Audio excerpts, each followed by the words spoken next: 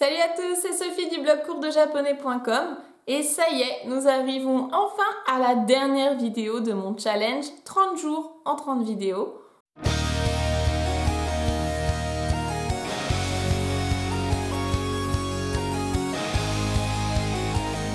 Et oui, ça fait déjà un petit peu plus d'un mois que j'essaye de sortir une vidéo tous les jours, malgré le temps, malgré les problèmes informatiques, je fais de mon mieux et je suis plutôt contente d'y être arrivée. J'espère que ces différentes vidéos vous auront été utiles. J'ai l'impression que oui, vu les bons retours que j'en ai eu, donc je suis super contente de vous avoir aidé. Aujourd'hui, on va terminer la série de 5 vidéos portant sur les kanji. Donc aujourd'hui, pour la dernière vidéo, je vais vous parler déjà de 4 kanji en rapport avec des objets.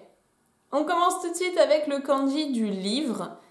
Si vous avez regardé la vidéo que je vais vous mettre dans le i, vous savez déjà que ce kanji est composé de l'arbre. Et la différence entre le kanji de l'arbre et du livre, c'est que ici on a coupé le tronc de l'arbre pour en faire un livre. Ce qui est assez logique puisque les livres sont faits de papier et le papier, ça vient des arbres. Donc vous dessinez un arbre, vous lui coupez le tronc et ça nous donne hon, le livre. Voilà pourquoi j'aime la logique des kanji et que je trouve ça vraiment très ludique.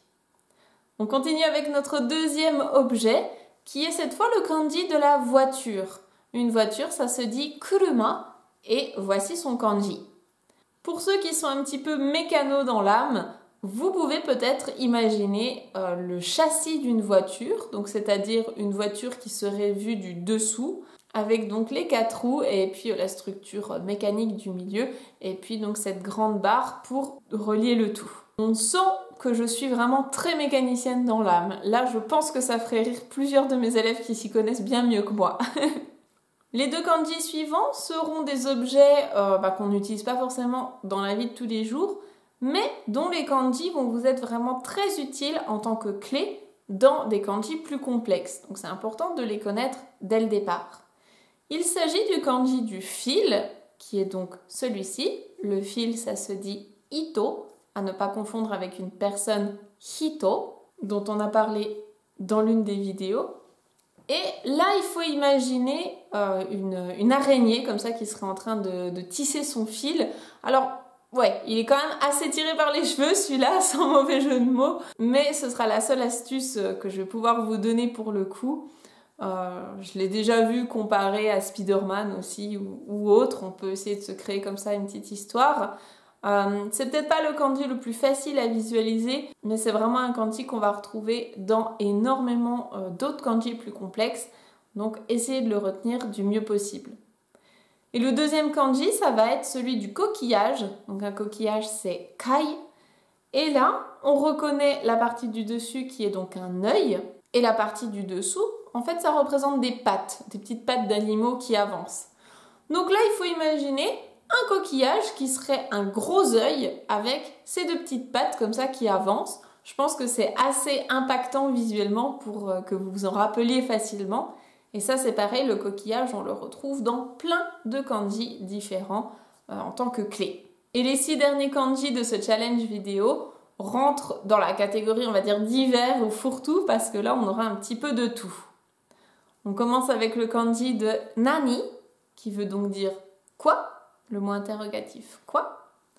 Ce kanji-là, il va être en 3 parties.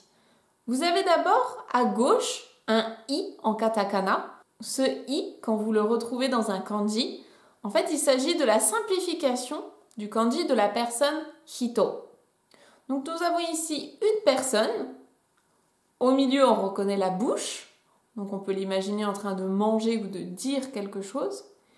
Et les 2 traits à droite, il va falloir imaginer que c'est un point d'interrogation. Alors très schématisé, certes, mais ça va nous aider à construire une histoire. On a donc une personne qui mange quoi?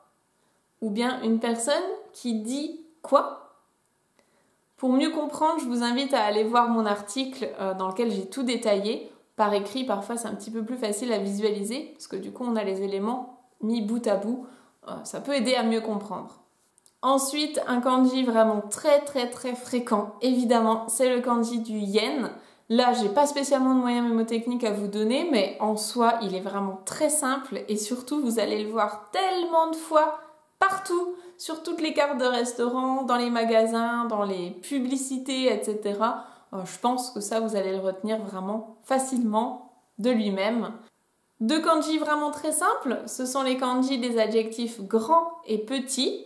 Le kanji de grand, qui se prononce donc O, c'est le O de Oki, qui veut dire grand, qui représente donc un grand bonhomme comme ça, qui montre à quel point il est grand. Donc ça, c'est assez facile à imaginer. Et son contraire, ce sera donc chisai, qui veut dire petit. Et là, cette fois, il faut imaginer que le trait du milieu, c'est un nez, et les deux autres traits, ce sont des yeux. Et du coup, ça représente un personnage comme ça qui est malheureux, qui pleure un peu parce qu'il est tout petit. Et du coup, ça le rend vraiment très triste. L'avant-dernier kanji, c'est celui de ima, qui veut dire maintenant. Là, cette fois, on va vraiment avoir besoin des katakana, donc il faut que vous les connaissiez. Imaginez votre mère qui vous appelle parce que vous êtes dehors très tard et elle s'énerve contre vous. Elle vous dit « Je te veux maintenant, là, sous mon toit ». Vous avez votre histoire. Elle vous veut maintenant, donc c'est la signification du kanji. Là, vous avez bien un katakana là, sous un toit, et c'est ce que représente ce kanji. Un katakana là, placé sous un toit. Vous avez le kanji. Et pour le dernier idéogramme de cette série, là, je suis vraiment désolée, mais je n'ai aucune histoire à vous donner. Et oui, je recherche une histoire depuis super longtemps pour le kanji de l'année et je n'ai rien trouvé de concret et de valable. Donc celui-là, je vous le donne tel quel, il sera à apprendre par cœur. Et vraiment, si l'un ou l'une d'entre vous a une idée ou une histoire vraiment qui peut fonctionner, merci de me la noter dans les commentaires parce que ça pourrait vraiment aider toute une génération de prochains apprenants du japonais. Ça peut vraiment aider mes élèves à le mémoriser. Sinon, en attendant, il va falloir passer par la case par cœur, comme beaucoup de gens l'ont fait avant nous. Je vous remercie infiniment d'avoir regardé cette vidéo et peut-être d'avoir regardé les 29 autres si vous avez été courageux et fidèles. Auquel cas, merci beaucoup. J'espère qu'elles ont pu vous être utiles. Je reviendrai très prochainement sur la chaîne pour vous proposer d'autres contenus, toujours en rapport avec la langue japonaise ou le Japon, bien évidemment. J'espère que vous serez toujours très nombreux à me suivre et puis n'hésitez pas à partager cette chaîne ou mon blog autour de vous afin de m'aider à me faire connaître un petit peu. Ce serait vraiment super gentil. À très bientôt. Bye bye, matane.